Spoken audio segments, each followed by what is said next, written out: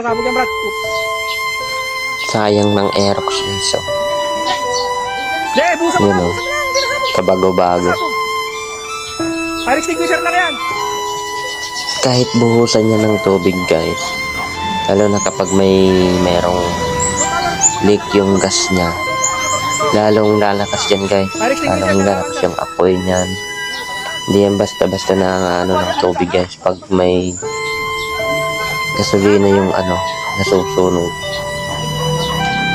Kung pwede yung basang-basahan. Kaso sa lagay ng motor niya mga bushing ko hindi kaya ng basa.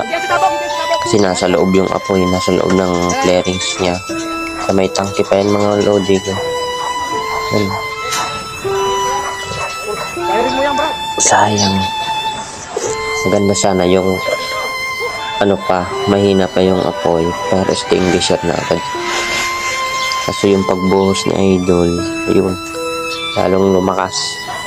Kasi nga humalo yung gasolina sa tubig, bumaba. Hindi talo ng gasolina yung tubig kahit anong buhos mo dyan.